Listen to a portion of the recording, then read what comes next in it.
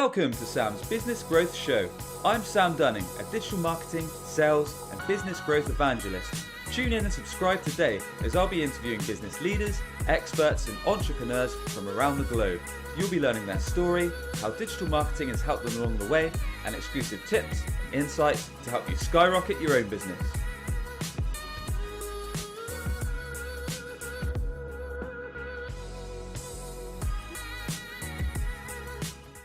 And welcome back to Sam's Business Growth Show. I'm delighted to be joined by Owen Richards today.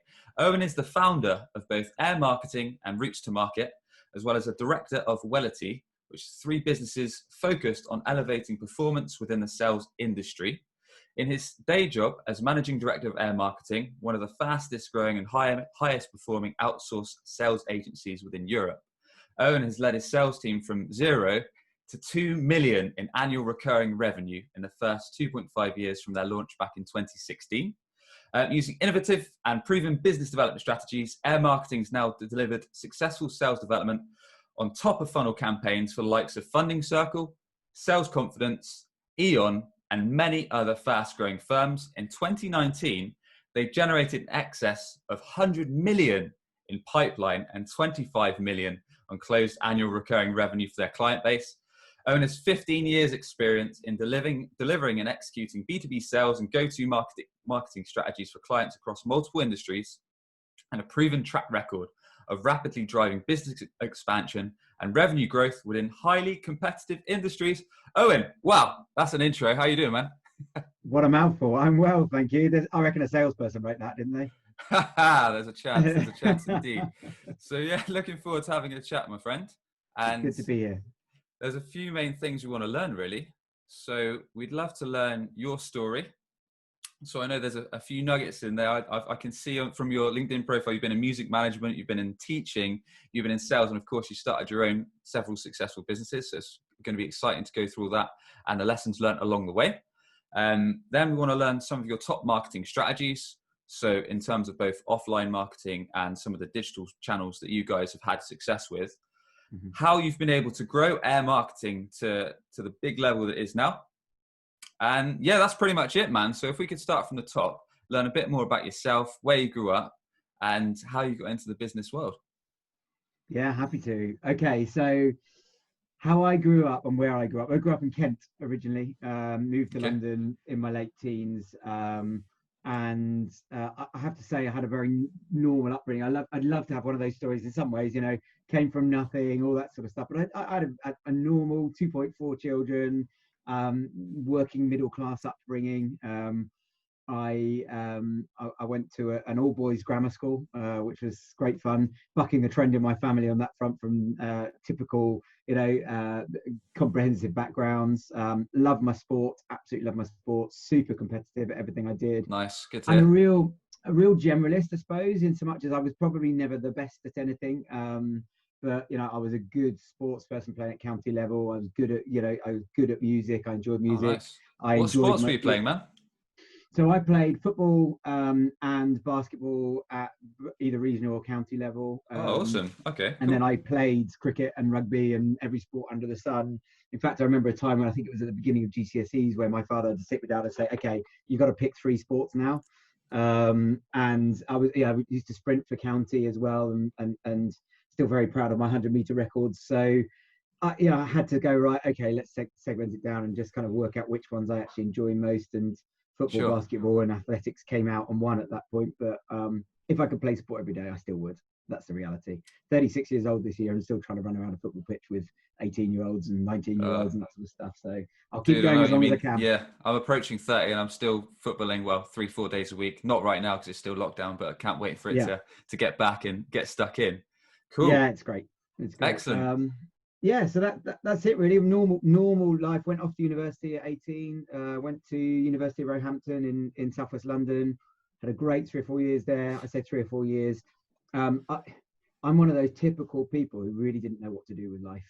Really didn't know what to do. I went to university and absolutely lived it up from a lifestyle perspective. The biggest thing I got out of university was life experience. I studied English and yeah, absolutely. I studied English and theatre studies. Why? Because I like music, I like theatre.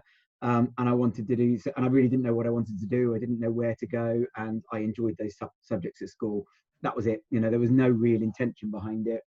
Um, I'm one of those classic people who probably had the worst attendance record ever going at university, did what I needed to get by, did my essays the night before, usually in the uni bar.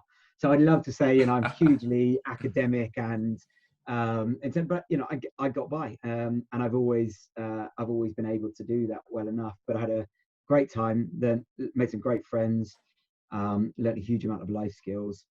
And I think in university years was when I realized that I had leadership skills, and that I had very good relationship skills with people, and good with a range of different people from different backgrounds. And you know, I learned a lot about myself in those 3 or 4 years. And I always say 3 or 4 years because I graduated in three, but I actually ended up living with my friends who were students the year after I graduated, while I was working out what the hell I wanted to do with my life. So I ended up basically being a student anyway, because I was out on student nights out and all that sort of stuff. So yeah, I call it my fourth year at university. I A few wasn't years of good studying, fun I by was the just doing sounds the of it. best bit. Yeah, absolutely, best year. So Um, just before we move on, you said you built up some leadership skills when you're in uni. mm, How did you do that, and tell us a bit more about that, Owen? I think it's sport again. So I was made captain of the university team in my second year, so which is very unusual because normally it would be, you know, the last year, so third year. And I never really, I guess I never really thought about it before, and I've never seen myself as a leader. But I've always had a big mouth. I've always been confident, and I've never been afraid to speak my mind. And I think just in that group of people, I guess I realized, you know, and the people who made the decision, who were the leaving captain and the leaving manager, made the decision to give me the captainship from the second year. And that was, you know, it was a bit of an honor. It was, you know, it was a very unusual thing in those times. But that was when I kind of realized, oh, hang on a second. And I really took to that, and I really enjoyed the sense of responsibility. I took it very seriously, and you know, people were pretty complimentary about the way that I led that team a lot of the time. And I think that's when I realized, oh, hang on a second. Um, I don't know why I'm a good leader, but I seem to be able to be effective at doing it. And ever since then, I've you know, I've explored that, and I've developed that, and I've worked on trying to be the best leader I can in whatever environment I'm in. Great stuff, man. Okay, so a lot of leadership skills in terms of sports, and a few years at uni. So what was next? What was the first role that took place for Yeah, yourself? so you talked about the music and the teaching thing, and there's a story behind that. So one of the things I've always been is fairly entrepreneurial, and I think when you think about those typical stories of entrepreneurs, you know, they were selling sweets at the age of 8 in primary school and making business. I wasn't quite there, but at university, I certainly got down to that route. So there are three very random, I'll call them jobs because they weren't necessarily career directions that I had throughout that period. One was, instead of working, I had a job in the uni bar and I loved it. I'm not sure how much work I did though, but I also was offered the chance to over the summer work in a security role. And I realized that working in security, you got a much higher pay than working through a bar. So I ended up getting what's called your SIA license and working on the doors in London. Bear in mind, I'm 5'10" and slim. I was working on the doors in Putney and Fulham at the age of 19 and 20. But that was an 5 foot experience. 10, slim. Yeah, it was quite an interesting, quite an interesting experience. But you know what? I was earning twice as much as I would have been in that bar behind the bar. So there was that job, great experience. Had to adapt to a completely different environment, but was very good at settling down the fights rather than fueling them. So that was a really good life experience. But the music management piece is important because I enjoy music. I have you know, I have a talent with musical talent. I'm by no means an exceptional musician, but I enjoy music, and I can sing, although I haven't done it for a long time.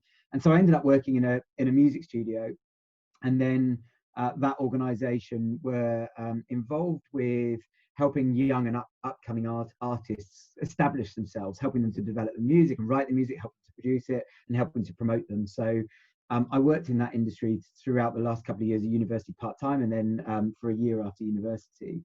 And I enjoyed it a lot, but it's a horrible industry, a really horrible industry, not Why is where that? I wanted to be. I just think talk about authenticity in sales. There is no authenticity in that music, and it's very in that industry. It's very much a case of you are either it or you're not.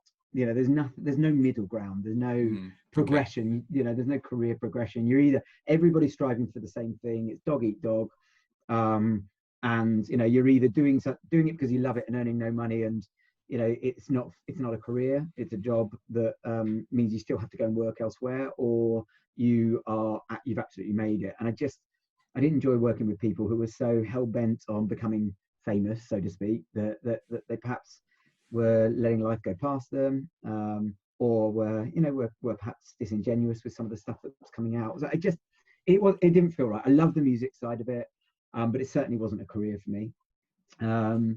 And then when I moved to Australia, having done some theatre studies and drama within my degree, I looked for a part-time job. I went over traveling to Australia in 2007 with my wife.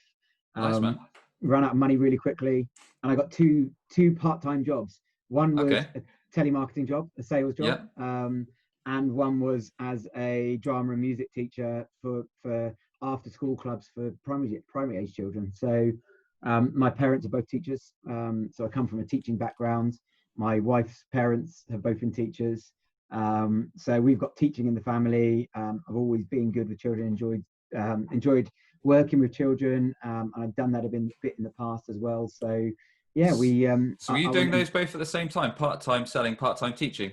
So I'd sell in the morning and then get on the bus, go to a school and do after school clubs. So it was 3 o'clock till 5 o'clock, and we had a music and a drama teacher, and they do an hour one and an hour the other or something. I can't remember the exact times, but I loved it, absolutely loved it. Again, genuinely nearly ended up in a career in working with children because it's fantastic. I loved it, but I'm too money driven for starters. I'm typical salesperson. I wanted to earn money, and I knew that wasn't a possibility there. And I had the voices of my parents saying, "Do not get into teaching." In my ears. So I don't know anyone personally. Well, my cousin's wife is a teacher, but I've always thought it sounds like a lot of hard work for not necessarily that much money. Not that I know too much about it. Yeah, exactly. I'm sure the temptation of sales is a little bit. Yeah, and you know what? There were moments I remember applying for a job with the council in Australia when I was doing these part-time roles. It was a full-time role working with children who had learning and behavioural difficulties, and again using arts as a therapy and a way of them learning. And I got down to the last 2 people in that job. Had I got that job, I didn't. Had I got that job, I would probably still be working with children today. I would have taken a completely different career path. Wow. Okay. But like many people in sales, you fall into it, don't you? And it's no different for me. I was working that sales role over in Oz, and the opportunity to turn that into something came before an opportunity and anything else. And I took it and I made the most of it. And the rest is history in terms of sales. Got it. Okay. So before we skip ahead, are there any lessons that you could share with us, perhaps that you picked up in business in terms of the teaching, perhaps ones we might have missed in terms of the music, or when you were being a bouncer, by the sounds of it as well? Do you know, the bouncer one is probably the biggest one. So, it's just not something I ever would have thought that I would have done. I saw an opportunity to earn more money over the summer. As I said, I'm driven by very money driven. Not so much now, but I was then. I thought, why not? Communication for me was the key there. So working alongside, some oafs, let's put it that way, some nice guys, good fun, but they were there because some muscular guys, some big guys, yeah. They could look after themselves, and they enjoyed the tension, and they enjoyed that process. And you could see them looking for the opportunity. You could see them looking for the opportunity to throw somebody out. Yeah. I particularly the regulars, and I used to work in a bar called Lou Hannah's in Putney. I don't think it's called that anymore. I think it was sold. But the regulars knew me and we had a really good relationship because I worked there every Friday and Saturday night. And we would chat away, and I had their respect. So we knew what they got up to. You knew the people that came in and liked to do the wrong thing, and you'd have a quiet chat with them on the way in. You could see the signs, and there was only ever once in the space of probably a year that I worked at that bar where anything became physical. I ran away and let the big guys deal with it, basically. But the rest of the time, the ability to diffuse tension through building, through good communication, being respectful of people, all that sort of stuff. And I think the biggest lesson there is that it doesn't matter what you do and where you work, what your profession is, the ability to communicate well with people, the ability to not react to things and to think through the way that you interact is critical to being successful. And yeah, I think that's probably the most unusual lesson that you would hear. That's a really good lesson. I mean, like you say, communication is so key in sales, in business in general. Being able to talk to your prospects, being able to communicate in a way that resonates with them, being able to talk to your existing customers and build up the relationships with them. So that's really cool. And it's quite an unusual way of finding that. Were there any stories, any situations where it got pretty heated and you managed to calm people down that, of course, have got to be suitable for the show? Yeah, of course. Yeah, there is one, and I always tell this one. So I worked on the doors in London on the 31st of, I think it was June or July in 2007, when smoking became illegal indoors. So on the Friday night, it was legal, and on the Saturday night, it wasn't legal. That was the most challenging night of my life in terms of that role, because people didn't take it seriously. It was just another day. I was doing it yesterday. Why is it not okay today? And the amount of negotiation skills I learned that night with trying to get people to take it seriously. And of course, I guess it's, relating it back to the business world that we're in now, it was a bit like when GDPR came in. From that date, GDPR exists. No one really understands it. No one thinks, everyone's worried about what it will look like. That was a strange time, wasn't it? Yeah, it was. And it was no different. It was kind of, are you serious? We really can't do this. No, you definitely can't do it. All the rest of it. And people being sarcastic and, you're a bit of a job's worth and all that kind of stuff. But of course, we had our employers' liability on the line and a responsibility to do the right thing and to abide with the law, and we had a job to do. So that was probably the most dramatic night and hard work I've put into a shift of work for a long time. But tough night, but interesting. Some great stories there. I love that. It's funny you should mention GDPR. It feels like that year, I can't remember the exact year that it came out, but it feels like for that year, everything was really tightened, because like yourself, I was working in a marketing agency and we were selling data lists, leads, all this kind of stuff. So, and it was, like you said, everything flipped in the space of a day. But then it felt like about a year later, companies weren't taking it seriously anymore and everything changed. Everyone was ripping data off LinkedIn or wherever they could and just blasting out emails, blasting out cold calls, and everyone had forgotten about it about a year. And I think it was the interpretation of it as well. I think, like everything, it had to bed in and work itself out. I mean, we when we looked at GDPR, I don't want to talk about GDPR for too long because we're past that period. But when we looked at GDPR, when it first when announced that it was going to happen, we looked at our processes and went, do you know what? We do that stuff anyway. We're ethical in the way that we work. We have good documentation of processes. So for us, it wasn't really a big deal. A couple of tweaks and changes. That's about it. But I think, like everything, it's same as when they brought in the regulations in the financial industry, it got rid of the people doing the wrong thing, and it segmented professionals from the rest of the market. So if anything, for a lot of people, it was an opportunity, and that's the way that we chose to see it. Like it. So for anyone that's not in Europe that's tuning in, GDPR basically stands for General Data Protection Regulation Act, I believe, which is in short all about having prospects consent to being contacted you. And we'll leave it at that. So moving forward, okay, so we've done the bouncing career, we've done the music, we've done the teaching, you got into sales, and then you progressed full time into that, Owen, or what was happening next? Yeah, so cut a long story short, I was in a telesales role, working for a small telemarketing agency in Australia, and I was on a working holiday visa over in Australia. My boss went away for a week, and maybe it was 2, I can't remember. And in short, his PA was off sick in that week, and we were a very young company, less than a year old at that point in time. I think there were about 8 or 9 of us in the office, and that leadership piece came out in me. So nobody really knew where to turn. The boss isn't here. It's very much a small owner-led business. His PA's not here, who would normally be the backup. What do we do? And I stepped up that week and looked after fought a couple of fires and kind of worked out solutions to things that I perhaps didn't know what I was doing with. And when he got back from holiday, because I was on a temporary working holiday visa, we were going home in 3 or 4 months. I decided to go and ask for a pay rise. Thought, you know what? I've done a pretty good job there. I'm going to go and ask for a pay rise. So off I go and, build up the confidence at the age of 23 or whatever I was to ask for a pay rise. And I said, look, I think I deserve a pay rise. Without me last week, you'd have had some real issues. And I think I've added a lot of value. I was probably chancing my luck a bit, to be perfectly frank. And he said, and I said, there's no problem is there's no other way you can reward me because you can't promote me. So I think it's probably the only way. And he said, well, why can't I promote you? And I said, well, I'm going home in 3 or 4 months. And he said, well, do you have to go home?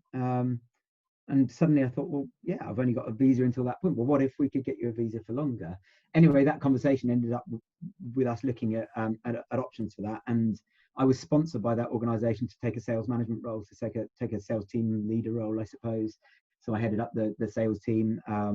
And at the time that I took that role in 2008, we had sort of 12 people, something like that. By the time I left that organization as head of sales and operations, so effectively ran the big chunks of the entire operation there, we had well over 100 people. Wow, okay. Great journey. Loved it. We ran outsourced sales campaign. We went from a telemarketing company, a very, very raw paper-based telemarketing company without a website when I joined, through to being, the leading outsourced sales organization in Australia. And, worked with some amazing organizations, run some really successful programs over there, generated fantastic ROI for our clients. And I learnt a hell of a lot in that 8 years, and progressed my career from being a 23-year-old who had no idea what to do with their life, no idea where to go, and sort of stumbled into sales. To I always knew my strengths was in people, and I knew I could sell as well, but I didn't know that was what I wanted to do.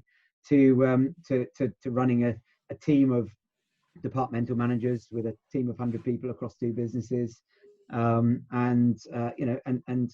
having a great time and learning a lot, working with some amazing clients and growing a great culture over there as well. So, I learned a lot. So that's some huge growth, going from 12 staff to 100. So talk us through a bit more. This was over the space of 8 years, it sounds like.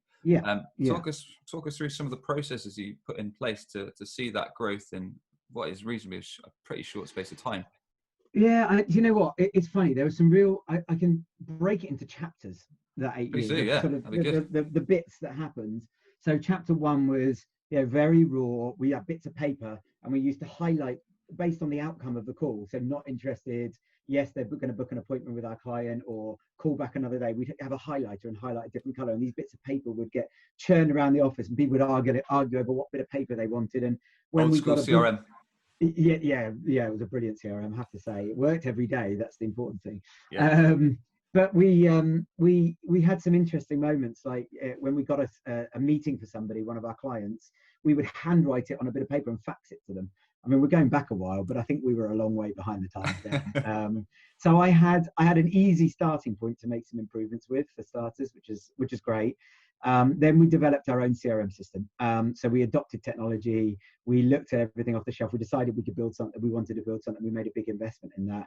And that was when we started to become a business, rather than sort of some people in the room with a phone that used to make some sales calls and hope that it would work. And we started to develop our skill set. And I remember we had a business coach who walked in, and the first thing he said, how much you charge? And at the time we charged $45 an hour. It's about 20 quid an hour, I think, in those days on the exchange rate. And he convinced us to put that rate up to £60 and $60 an hour. So, a 30% or 33% hike on pricing overnight. And suddenly there's pressure on value and all those sorts of things. Then we moved office. Then we won a couple of really big accounts, and we started to win accounts with people like Adobe and that sort of stuff. And you could see us professionalizing again and going another level. And then we started to hire people at a management level from externally. So we brought in a commercial manager who was brilliant, challenged us, got us thinking differently, again, matured us in terms of systems and processes. So just before we move on, Owen, this is something I like to ask business owners like yourself. Have you got any tips or insights for hiring the best sales professionals? Because we've all been there. I don't know if you have, but I certainly have, in terms of taking on sales staff. They do the interview, they absolutely smash it. They sound great on paper. They say, yep, we've closed all these big deals. We're brilliant at managing clients. We're going to go in from day one, hit the ground running, start closing new business. 2-3 months down the line, they've barely closed anything. They're turning up late. There's no real motivation. So have you got any tips or secrets for people on hiring decent salespeople? Yeah, I have. So there are 3 things that I focus on. One is hire I think your point there is, cutting through the BS in the nicest possible way. So hire Yeah. on personality, get to know the person. So I would not hire certainly a senior salesperson within our team without doing something social with them. So if I give an example, we hired a sales manager recently, and we took all the team leaders who would report to her, and we threw them in an escape room together. And then we went for a drink after and that kind of stuff. And I tell you what, if you're stuck in a room together for an hour in an uncomfortable environment with people you don't know, you can't stay in role for that long in that environment because you don't know what's coming at you. That's a great idea. Whereas in an interview environment, you know the questions, you're prepared for them. Yep. So I think shift it up and try to get to know the person and understand their personality. And I find the best way to do that is to do something unexpected. So I like questions. I can't remember who I heard this question from, but ever since I've heard it a few years back, I've stuck to it, which was, tell me 10 things that you need to develop. Because usually we prepare for an interview and we go in and go, so what are the things that you need to develop, or what are your areas for improvement, or tell me about one of your weaknesses is the typical question. And people prepare one thing. They might prepare two, but they don't prepare 10. And when you actually stop and think, you say, I need 10, and challenge them and get them thinking, you're amazed that the people that can't do it, won't do it. And then the others that will go, so do you know what, I'd really like to be better, and they'll just go through it, and you can kind of get that sense that you can trust them, they're open, they've got the right kind of qualities, and you can tell a lot from the way that people answer those questions that they're not expecting to get, that maybe get them to get out of their rehearsed actor mode and into their real self mode. Love that.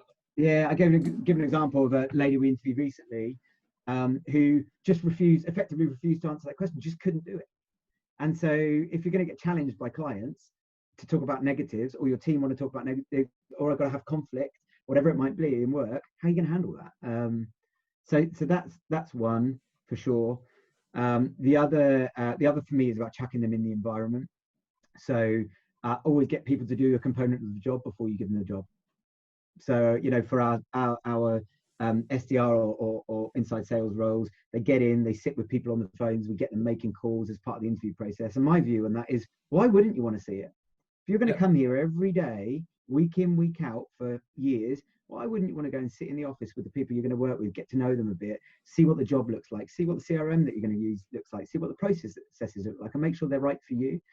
So that's the second. And the third is always try and talk them out of it.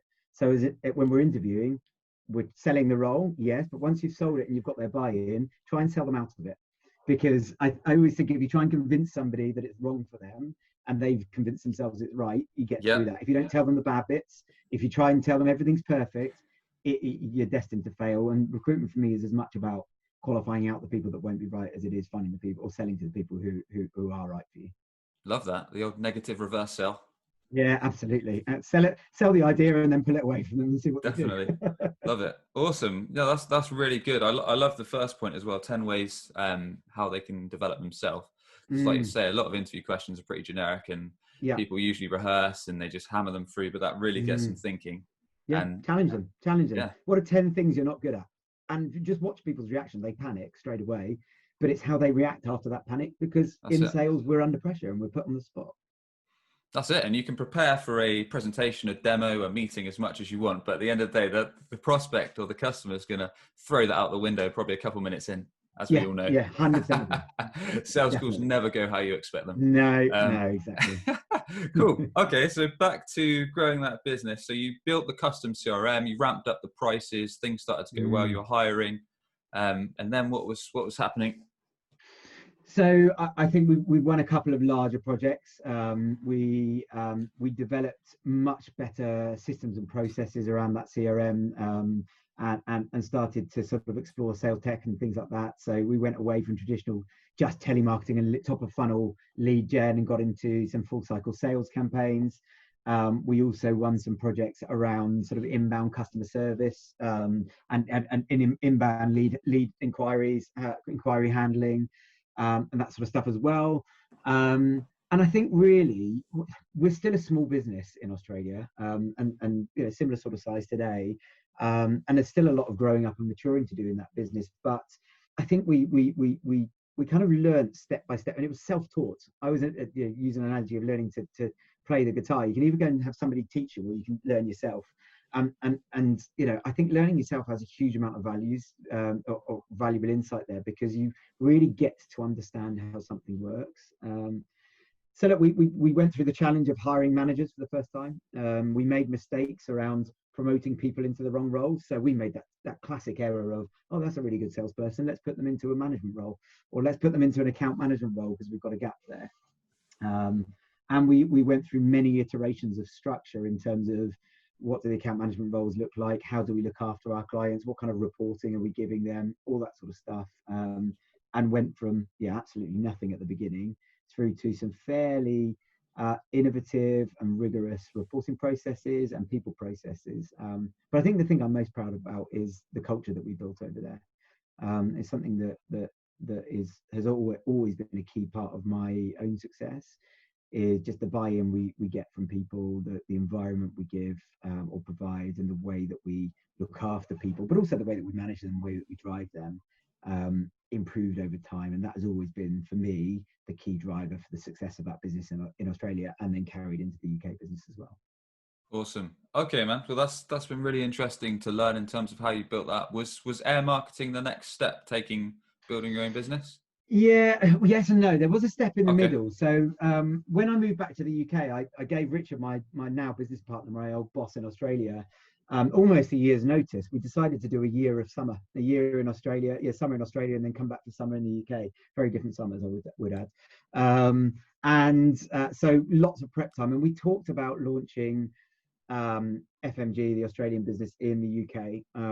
And I decided not to do it for a couple of reasons. One was that we didn't really know where we wanted to live in the UK. We just knew that it was the right time for us to come home.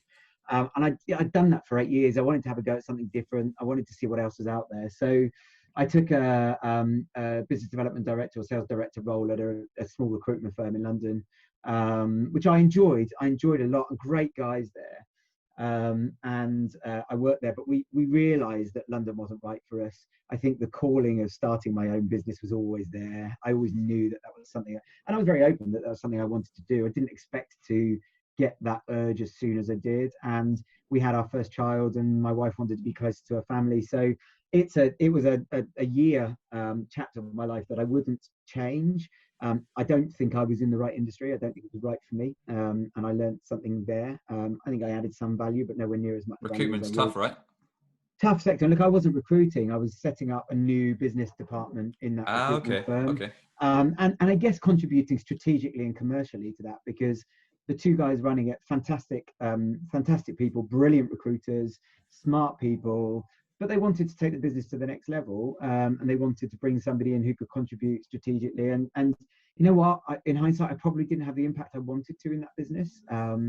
But hopefully, I certainly think I added some value. But I learned a lot about myself, and it was the right move at the time, and I don't regret it. And what I did learn, for me, was that other environments work in different ways. So I learned about a different setting, because I think when you do the same thing in the same industry for 8 years, and bearing in mind I joined that organization in my early 20s and left him at 30 years old, it's you only know one way. So I got a lot of value out of learning from other people, working with other industries, even selling into different decision makers within businesses that I would normally sell into, was a learning curve for me. So yeah, I did that, and then we had our first little one, moved down to Exeter, and I launched Air in February 2016. Nice, man. Okay, so a little bit of a change of scenery in London, and then back to Exeter and starting the business. So talk us a bit through about how Air Marketing was formed. Talk us through the early days. Was it hard work? Were you hitting the phones yourself from day one, or did you have a sales team, or were you working from a loft like I've done before? Or let's learn the nitty gritty of how you built it up. Yeah, sure. So I knew about 6 months into working with this firm in London, I knew that my wife was pregnant. I knew she wanted to move away from London. I knew we'd moved to London, and it didn't feel right. And I also was the calling of wanting to start my own thing was there. So I was on holiday in probably 4 or 5 months after I started there, and I started writing a business plan just while I was sat by the pool. And I knew it wasn't an immediate thing, but I knew that you could just see, I could sense it was coming. And slowly but surely that conversation developed. And I got in touch maybe 2-3 months after that with Richard, my boss in Australia, and I said, listen, I think I need to do my own thing. I know the time is going to come. I'm thinking, Amy's going to want to move to Exeter. I can't see how I'm going to push against that one. Can we have a conversation about it? And we started that conversation, and it developed over a period of time. And the answer to your question about somebody's loft, it wasn't somebody's loft. I rented somebody's meeting room. So a friend of mine, who's now a friend of mine, owns a co-working space in Exeter. And all of his tenants were really annoyed when they had no meeting room for 3 weeks, because I managed to convince him to let me have it for 3 weeks. And I set up 3 laptops or computers in that, and had myself in the middle of the room with a laptop on my thing, and just hired people, and we all went hard on the phones. So yeah, I did do that kind of, not quite a kitchen table or a loft, but I will get out of the house, find a space, hire a few people, and go. But yeah, the lucky thing I had is that we are 75% replication of Australia. So I'd been so heavily involved in that business, I kind of knew what worked and what didn't work. So that experience was invaluable in launching it. I knew how to win clients. I knew the formula for doing that. I knew what clients, okay, UK and Australia are slightly different markets, but I knew what clients wanted in that sales process. I knew what they look for in a proposal. I knew what the sales process needed to look like. I knew what channels would get inquiries for us. And in answer to one of your questions you built into there, was it hard? Yeah, it was pretty hard, but hardest work of my life. That year, so my first child was born in December. Beginning of February, I started Air as the sole employee for 3 weeks working from home. And then I hired 3 part-time people. And for 3 weeks, we went in this meeting room. And I had 3 weeks before I got the keys to an office that would fit about 15 people in it. And I had to find work, and I had to find work quickly. And in that time, I got food poisoning. So none of the guys knew, but I had to work through food poisoning because, of course, these guys didn't know what they were doing. You'll know this from your recent experience of having had your first child, but I wasn't sleeping. I certainly was probably on 3-4 hours a night, and I need more sleep, trust me. And the stress was there. And in that year, I grew Air. I think we did 300 and something thousand pounds in our first 12 months. So it wasn't, it's by no, bear in mind, this was not a business that had a huge investment. We were bootstrapping it. But we went hard. We went really hard. And I got every bug going, every illness, because high levels of stress, long hours, everything falls to you, no sleep at home, young child, building a website, middle of the night, kid in the arm, all that kind of stuff. And yeah, the hardest year, I pushed myself to the limit. And I was so run down, so stressed. That's tough. Yeah, not good fun, though for a but I first achieved year. a hell of a lot, and I'm really proud of it. But I wouldn't I'd still say, I mean, considering it's bootstrapped and from scratch, I'd say a pretty decent first year. So was that all pure cold calling, or did you have a few clients from your last company to bring on board, or was it a mix? Or the Australia UK link worked a little bit. We brought a couple of clients on from us, and that helped. Nice. But it wasn't a key strategy for us, and often intercontinental European works, Europe, America works, but the time zones in Australia and the UK, a lot of the time they don't know each other. So we were effectively starting from scratch a little bit. So my 3 major channels, and this is my advice I give to people who are starting a business that want to grow it quickly. One is get a digital strategy that works. So PPC was my direct strategy. Yes, SEO is important. Yes, LinkedIn's important, all that sort of stuff. But for me, I knew that if I spent money on PPC, it would drive leads, and I was confident in closing those leads into sales. So yes, sometimes it's a more expensive way of winning clients, but I could put more budget into it, and it was predictable, and I knew the metrics. So I turned PPC on from day one, and I handled those leads, and I treated them like they were the only person I was ever going to sell to with every single one of them. I went to every single networking event I could possibly go to in and around the area. I don't enjoy it necessarily, but for me, it was the single biggest strategy for winning new clients, because again, that communication thing, good at building relationships. I made friends who ran other businesses. I went for coffees with people afterwards. I really worked hard in those events to build relationships with people, show loads of interest in their business, and ask lots of good questions. And slowly but surely, I started to get the phone ringing, people going, oh, actually, I didn't realize that there was a company that could do this around. Could we have a chat? And we convert, referrals and things from networking events where you've got a personal connection. We convert at such a high percentage into business. So that was a key strategy. And the third was that and LinkedIn, to be fair, direct outreach into and I started local or with people in my network who were friends of friends, that kind of stuff. And I just went, can I buy you a coffee? And it was literally, I didn't overly qualify opportunities. I wasn't worried about that. I was just trying to build my network in the UK, trying to get in front of people, trying to practice the pitch, trying to see what people liked, what they didn't like. And those three things got me out of the office. And I spent all day, every day out with people, talking to people, growing my network and uncovering opportunities. Those three things worked. Really interesting. I'm glad that it sounds like there's a nice mix, really. So you had some digital with the paid ads, getting the fast leads coming in, and like you say, you handed those inbound leads like gold dust. Yeah.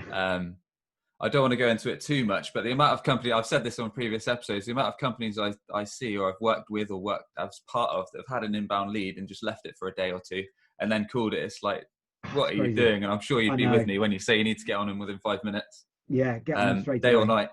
Yeah, I mean, the statistics about the first person they speak to is I don't remember the numbers off the top of my head, but it's a very high percentage that they buy from the first person they speak to. And you get the opportunity to shape what questions they ask the next supplier as well. And you can plant a lot of seeds in that point. So yeah, it's critical. Get on to them quickly, be the first to answer the phone.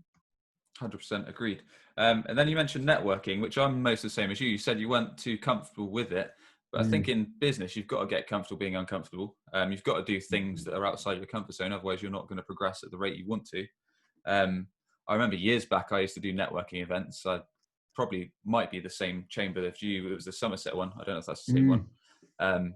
I remember I closed 1 or 2 website deals, but it got to the stage where I hated the awkward conversations. So LinkedIn, luckily, started ramping up at that stage, so I could invest more time on LinkedIn, building my network that way, and I didn't have to do face-to-face because I'm built for inside sales, not outside. And it's funny because actually you can make yourself good at networking. I don't enjoy that awkward conversation at the beginning of things, but I actually quite like people.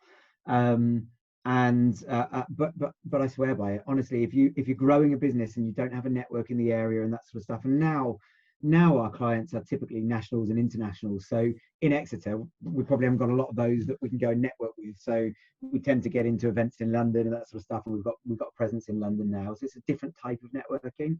But in those days, those were our clients, and we need, we grew in that market, and we earned the right to be doing the bigger stuff. And it was truly invaluable. But more importantly, I grew a referral network because I built genuine relationships with people, and those people became a sales force for us. So referrals is the single greatest strategy to grow a business. Do a good job for people, get people to like what you do, whether they're customers or not, or suppliers, or just friends, business friends, I call them.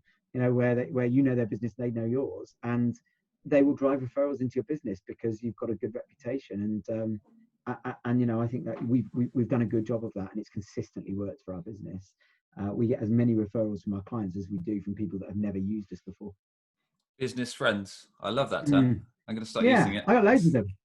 I wouldn't necessarily phone them on a Sunday and say, "Do you fancy a beer to watch the football?" I probably would enjoy doing it with them, but we haven't got past that point. But I would absolutely go for a beer with them during the workday and talk to them about some of the frustrations in my business and get their input on it, and vice versa. So, yeah, the business friends. It's good. It's a great term. And then, so paid ads, networking, building up referrals, business friends, and then we've got the cold outreach. Tell us a bit more about, because I know now you've got some real big clients, like we said in your intro, Funding Circle, Sales Confidence, Eon, just to name a few. Yeah. Well, those landed from cold outreach. Tell us a bit more about your strategy with that, Owen, in terms of, were you just kind of sourcing compliant data, then calling it, or were you researching it? Were you pulling it from LinkedIn, a CRM? And tell us a bit more about how you've been able to land some big hitting clients. Yeah, it's varied. And I think to this day, I'm a big believer in spreading your eggs, and all strategies need to work to some degree. I won't pretend like all of those were outbound opportunities. They absolutely weren't. If I look at Funding Circle, I've told this story a lot. So Funding Circle have been our single biggest spender with us as a business since we launched. And I actually lost that deal. So first time round, they inquired with us in 2016, about 3 months after I started the business. And we've become really good friends with them. We're a critical component of their business. We do a lot of work with them. And we've been very successful together. But when they first inquired with us, we got down to the last 2. Okay. And I had 7 staff. and they wanted a project where they needed it to ramp up to 15 full-time people, 12 or 15 full-time people. And actually, when they made the decision to not use us, the guy at Funding Circle, Aidan, said to me, I really like you. I actually would prefer to work with you, but commercially, we just can't take the risk of working with a brand new startup who's got no maturity process. We know you've got the Australian operation, but you're a separate organization, and that's a sister company. And ultimately, we need to scale, and we've got to have confidence in scaling. So I lost that deal, and I was devastated because it would have really defined the business. In hindsight, it was brilliant because I wouldn't have been able to deliver on it. And that's the reality, nowhere near the way that we did. And for 12 months, I stayed in his ear. And what I did was become business friends with him. That's the there you go. We chatted, and I said to him, when you use this other agency, if you want a second opinion on something, because he really liked the way that we thought and liked the way that the way that I thought about the process, and we probably did a better job of that sales process, but it was just the credibility behind that. And he did. He pulled me up on things. If you phone me up and say, look, the agency are talking about this, that, and that. What do you think about these numbers? What do you think about those metrics? And I was just honest with him. I told them, said they're doing a really good job with that. I think that's brilliant. So I wasn't slating the work they were doing. I was just giving him honest outside opinion. And one day I got a phone call saying, I think we're ready to do a benchmarking exercise. And I went, good. So we did it. And at the end of that 3-month exercise, we were on the phone, and he said, I'm not sure what we're going to do after these 3 months. It's been a good test. The metrics are come here, there, some good things and bad things. We need to look at it. And then I got a phone call on a Friday night. I was driving to holiday, and he said, Owen, I've got X amount of budget that I need to spend. It was September. Between now and Christmas, I need 15 full-time heads on this. We had 3 at the time, and I had a staff load of about 14, 15 people. And he said, we need 15 full-time people on this between now and Christmas. How much of that do you want? And I put the phone down, and I phoned my business partner, and I phoned him back, and I said, I'll have all of it. Yeah, you're right. We ended up coming back and saying, no, look, we'll have X percent, 70%, whatever it is, because I think we realized that we needed to be sensible with it. And I doubled my business overnight in terms of people. Within a month, I had 15 new employees, and we grew massively. That lead came in through PPC originally. So if anyone ever says PPC is expensive, they've spent, I would say hundreds of thousands, but I think it's probably in the millions now with us since then. On the other hand, some of the big deals have come through relationships. So we won a big deal with an advertising firm. That's somebody who's a friend of a friend of a friend. And my friend knows somebody who referred somebody to me. They became a client, small client for us. And then that person referred us through to another one. And I think on the most part, most of our big deals have come through referrals and relationships. Outbound has been really strong for us for what I call run rate revenue. So we know the formula, and that we will win X amount per quarter of clients through outbound, and we know that that's going to perform. If we win a big deal out of it, it's a bonus. But typically, big deals come from that immediate need, and you've got to really be lucky to get that, or you've got to nurture them for long periods of time. So yeah, fair enough. Do you guys tend to do, with your cold outreach, do you tend to do that more for your existing customers, existing clients? Or do you also have a team that do that to prospect and find new clients to then do campaigns for? We do it for ourselves as well. So we do both. Nice. But I think, it's like often you see website companies who the last website they look at updating regularly is theirs. So I think the cold outreach part of our business often gets, it's a bit set and forget at times. So it often gets left behind because we're so focused on getting it right for our clients that it gets far less attention than it should. And that's something we want to fix this year.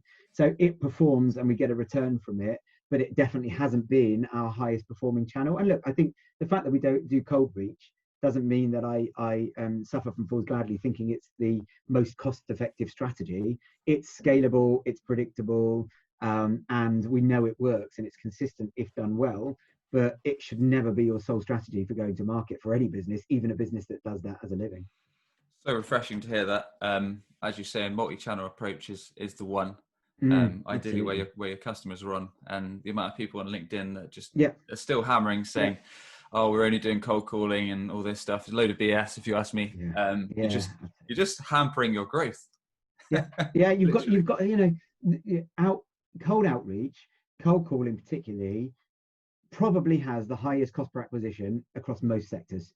but the difference is it's scalable, right? So I can load another person on and they can do the same thing, and another person on can get the same metrics. Good point. Whereas PPC has had diminishing returns for us. So as our budget goes up, the market gets more competitive, the cost per click gets higher. That's true. The cost of a phone call and a conversation and a conversion is only impacted really by market trends, but also by the person making that calls. If you're using the same messaging across the same target market, the same data set, if you had the same skilled salesperson, they'd get a very similar result, and then you can just scale, and it's predictable growth. Within digital, it doesn't always work like that. There's a cap at some point. So, it is not the most cost-effective way to win clients, and I accept that. But it's controllable, it's scalable, and you can make it work quickly. Whereas SEO as a strategy is great, but you don't get on to page 1 of Google overnight. it takes time to get there. So that's it. Yeah, 6 months or so. Channels. Yeah, absolutely. Love it. Okay, awesome. So we've covered some fantastic ground so far, but for anyone tuning in that's just started their own company or that is thinking of taking the plunge and starting their own business, have you got any golden nuggets or a few tips that could help them out to perhaps reduce their stress a little bit less than your first year? Yeah, yeah. I think the first and most important thing is emphasizing that point. Look after yourself, because there is a temptation, and it depends on your personality. So I am hugely competitive, hugely ambitious, hugely driven, and my sole priority was I'm going to make this work, and I'm going to grow this business as quickly as I can. So I probably killed myself a bit more than the average person in that first year.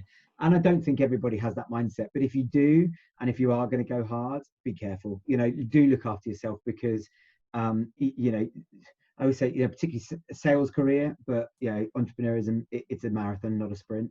And you can get caught up in that LinkedIn journey of looking at everybody else's success and thinking, right, I need to get there tomorrow. And actually, half of it is, BS. I'll use that phrase again. And, probably more than half, isn't it? Well, yeah, exactly.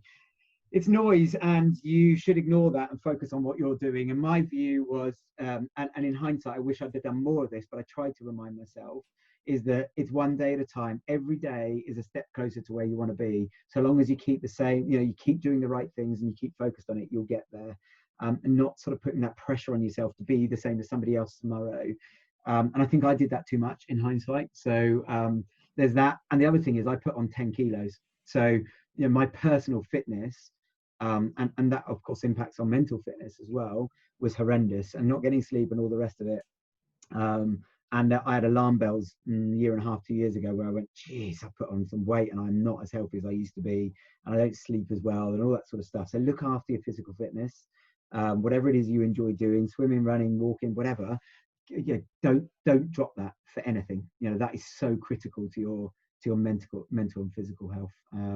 So in terms of that, that personal well-being side of things, it's important, and that's why little plug. That's why we started Wellity, which is a business that's focused on physical and mental well-being within the sales industry. So as an industry, we are terrible. We sit behind a desk all day, every day. So true. We go to events and we drink too much. We stay up late. We burn the candle at both ends. There's peer pressure to be the last at the bar at the event in the evening. And then there's pressure every month to perform, and you're back to zero the next month and next quarter. That's it, isn't it? With both business, especially people in sales, because it's such high pressure and you put such pressure on yourself. Yeah. At the end of the month, you kind of want to celebrate, don't you? I certainly do. At the end of the week, if I've had a good week, you want to burn off steam. You want to have a few beers. You want to perhaps have a nice meal with your friends or your family. And in turn, that's going to have an effect on your health. And it's a bit of a vicious cycle, like you say. So it's a tricky one at times. It is. And you know what? It's an industry where, it's traditionally male dominated, and it's alpha male driven. It's kind of, get the beers out and all that sort of stuff. And I think it's about time that we grew up as an industry and we acknowledge that, again, sales career is a marathon. If you're genuinely going to build a career in sales, you might be doing it for 30 or 40 years, and being the best overnight and sacrificing your personal well-being for that is not acceptable, and you will burn out. And I think for me, it's I've shifted my mindset as I've got older, and it is a critical piece. And we're trying to make a change to the industry. We're trying to get people to acknowledge that not only is it physical fitness, but it's okay to say I'm struggling. And we call mental health. The word mental is a problem in itself. It's resilience, and we all have resilience. You go and talk to any great entrepreneur or sales leader, they've all had moments where they've struggled throughout their career with what we call mental health, where they've had to be resilient and go through difficult times because something's happened in their personal life, or they've failed at something in their career, or they're just feeling like the world's on top of them. We all have it. Some are better at hiding it than others, and that's the only difference. And we want to normalize that conversation so that it is okay to say, you know what, I'm struggling at the moment. I'm under pressure. I am battling, and not having to put a front on all the time, which just digs you deeper and digs you deeper. So like that personal well-being from a mental health and a physical health perspective is critical starting your own business. And we're talking about the sales industry in Wellity, but I think that carries directly into somebody who is an entrepreneur and wants to start a business. My biggest piece of advice: go and do it. It's the greatest fun you'll ever have. Fully agreed. Awesome. Well, Owen, I've thoroughly enjoyed our conversation. And everyone, you've been tuning in to Sam's Business Growth Show, where we sit down with business leaders, experts, and entrepreneurs from around the globe. We find out their story, how digital marketing has helped them along the way, and their exclusive tips and insights to help you skyrocket your business. Owen, we'd like to ask everyone, if you could thank just one person, either dead or alive, having a positive influence on yourself and your career, who would that be and why? I love that. That's such a great thing to do. So no brainer for me. Richard Forrest, who's my business partner now. He's 25 odd years older than me. He's played a father figure role, been a career mentor for me, and a real friend as well. I've learned a hell of a lot from him over the years. And now I'm really proud to say he's my business partner. So, in terms of having a huge influence on my career and my life, he is well and truly up there. Terrific, man. Owen, tell us a bit more about your companies, the best way people can learn more about you and connect with you. Fine. So Air Marketing is my first company, and we're an outsourced sales business. So we help people grow their business primarily using the phone, cold outreach, prospecting, pipeline generation, and we help them, I love your phrase, skyrocket sales, but make sure they get a full pipeline and they're growing revenue. And often we do the thing that their internal sales force doesn't like doing or isn't good at, which is picking up the phone and doing that sort of opening doors piece. And we do that within a B2B environment, as I said, across a lot of sectors. So that's Air. Routes to market, we are a sales-led marketing agency. So what we don't do is marketing for the sake of marketing, but around Air's outbound sales, cold prospecting, we generate marketing qualified leads to feed into that sales team. So very much driven by client demands, still focused on generating sales leads, but using digital marketing. And finally, Wellity, which I talked about just a moment ago, which is our new startup this year, which is focused on normalizing discussion around physical, mental well-being within the sales industry. Some amazing content on the Wellity website, which is just about to go live this week. Sorry for the plug again. And a marketplace for finding suppliers and of services and products and things like that, and discounts for all things well-being, whether that be well-being related events, i.e. sporting events, or equipment, or whether that be life coaching or nutritionist advice or whatever it might be. Go and find some great discounts and some great suppliers on the Wellity website. So 3 sales related businesses that all work hand in hand, which is obviously an area I'm very passionate about. Good man. And if you haven't yet, please do connect with Owen on LinkedIn, Owen Richards. He's putting out some great sales and business related content right now, so make sure you do that. Apart from that, Owen, thank you, sir. It's been an absolute pleasure. And I look forward to speaking again soon. Yeah, that was great. Thanks for having me. Are you tired of constantly hunting for new customers? You could be missing out on regular inbound opportunities, all because your website isn't on the first page of Google. Perhaps you're already spending lots of money on advertising, but your website is failing to convert all of your hard-earned visitors into a consistent flow of new customers. If you'd like to learn more about our unusual approach that brings ideal clients straight to you, connect with Sam Dunning on LinkedIn or book a free 20-minute consultation via webchoiceuk.com. That's webchoiceuk.com. Subscribe today for more digital marketing, sales, and business growth tips from the experts.